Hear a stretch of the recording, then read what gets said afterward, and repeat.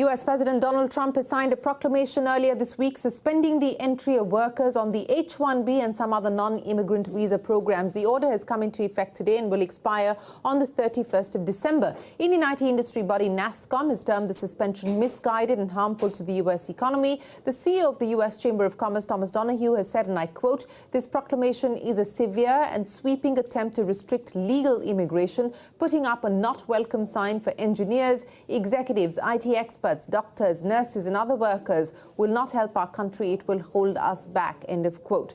Tech majors like Google, Apple, Amazon and Tesla have also slammed the move.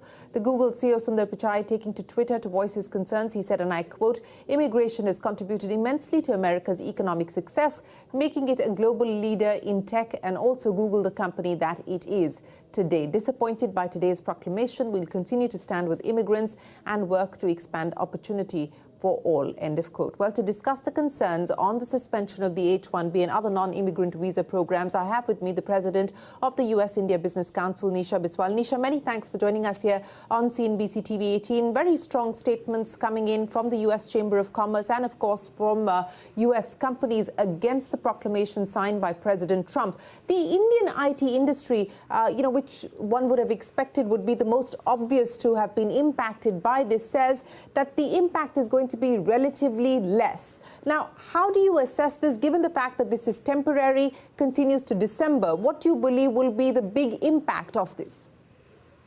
Well, it's exactly as you heard from our chamber president, Tom Donohue, which is that America is the principal beneficiary of these programs, drawing in much needed talent to our shores. And that has, over the years, contributed to America's ability to innovate and to be at the head of the pack when it comes to a competitive and innovative economy. So this restriction may not necessarily stop the workflow, because we have seen in this era of the pandemic and work from home that work can occur from anywhere. But what it will potentially do is inhibit the investment and the job creation on our own shores. And that, I think, is the major concern that the Chamber has expressed and that many American companies are expressing. What will it do in terms of the cost of business as well, Nisha?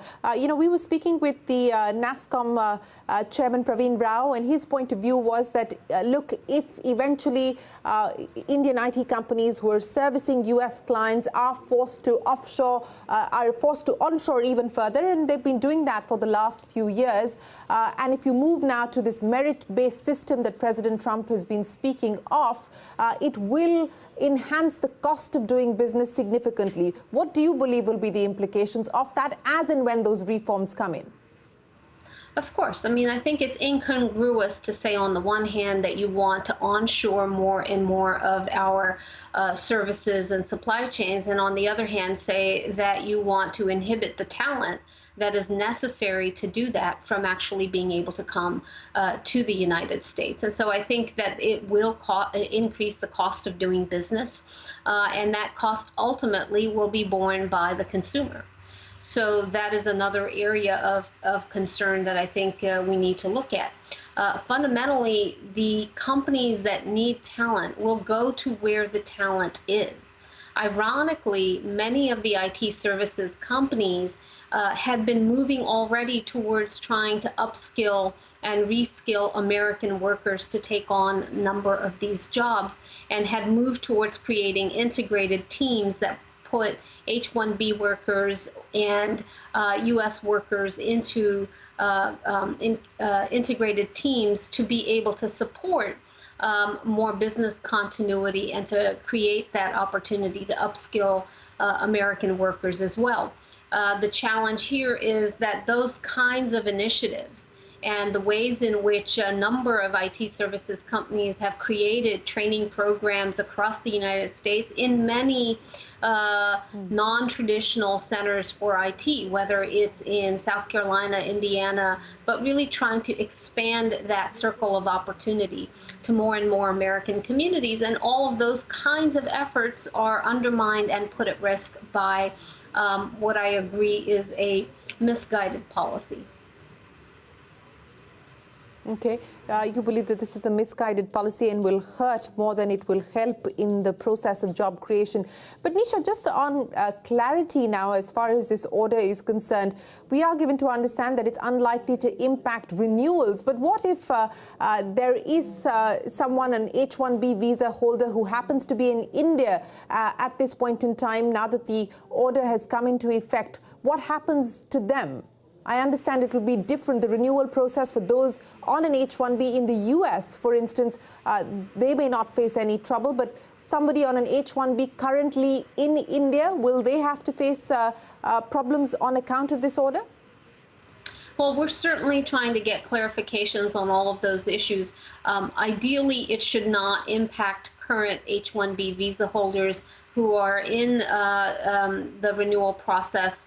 But I think that the rulemaking pursuant to this proclamation is going to be very important, and so we will be paying very close attention and trying to ensure that that there is as little disruption as possible. Mm-hmm.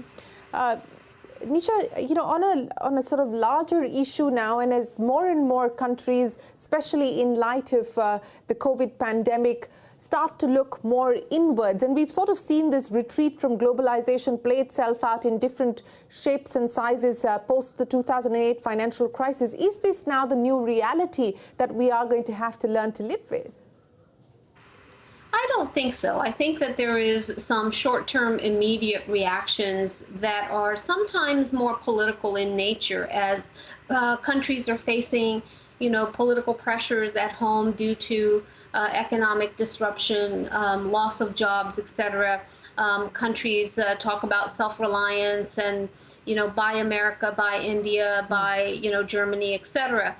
Those are, I think, by and large, some political reactions to the reality that folks are facing. On the other hand, you know, we have seen that global trade has actually enhanced the circle of opportunity and has helped to grow economies. And so once we are able to overcome the short-term political exigencies, I would expect and hope that we look at renewing our focus on trade, but obviously needing to look a little bit more focused way on inclusive growth, inclusive trade opportunities that help expand that circle of opportunity. You know, Nisha, you spoke about countries adopting policies to promote self-reliance. India has rolled out the Atmanirbhar mission. The Prime Minister has been sort of pitching that far and wide. What's the feedback that you're getting from your members at the USIBC? How are they reading this, you know, especially in light of this business of looking at opportunities outside of China, looking at de-risking their strategies? How do they read this move towards an Atmanirbhar Bharat? Well, I do think it confuses the message a little bit, in the sense that while I think we appreciate the desire for a strong and resurgent India, we want to see India's economy grow and we want to see the Indian people prosper. We also know that for that to happen, India wants to attract foreign investment, increasing investment from the United States, from Europe, etc. And for that investment to come in, it also needs to know that that India will be a hospitable climate for investment to flourish. We want to see more supply chains locate in India, but you have to then ensure that as companies make the effort of bringing production and manufacturing into India, that the Indian markets will be a welcoming place for their products. And so while I understand the motivation behind the self-reliant India messaging, I also think you have to have consistent messaging to American investors, to global supply chains that you're trying to attract, that the Indian market is one that will be open to them and accessible to them, and that India will provide a level playing field for foreign investors. I think that those messages sometimes look to be in conflict with each other, and that is something that the government needs to pay close attention to. Does the conflict or the confusion that you speak of arise on account of, the Prime Minister or the Home Minister or other ministers' statements encouraging Indians to buy Indian? Is that the Swadeshi message, is that what is causing confusion in the minds of global investors? Well, take, for example, companies like Procter & Gamble, which have moved so much manufacturing into India and are creating so many jobs and are producing most of their products that are sold in Indian markets. They are being produced in India by Indian workers. What does that mean for them? I would think that the government's intention and what they have indicated to us is that that falls under the Self-Reliant India scheme. But that messaging is not necessarily as clearly articulated and understood by all parties as it could be.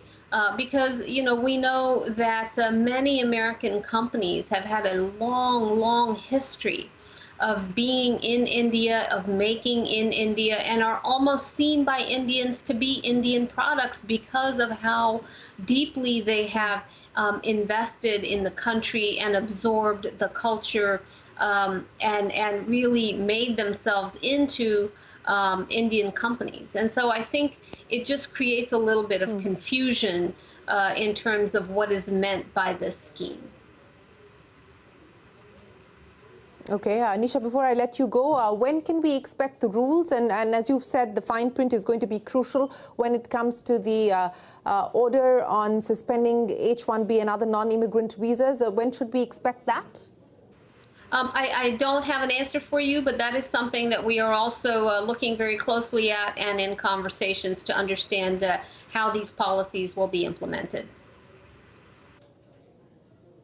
Nisha Biswal, always a pleasure. Appreciate you joining us here on CNBC TV 18 with your take on what the proclamation signed by President Trump means for U.S. companies, for Indian companies who are trying to do business with the U.S. and, of course, the messaging here on Atmanirbhar Bharat and what that means as far as global investments into India. Thanks very much for your time. We will take a break. There's a lot more coming up. Don't go anywhere. We're back in a moment.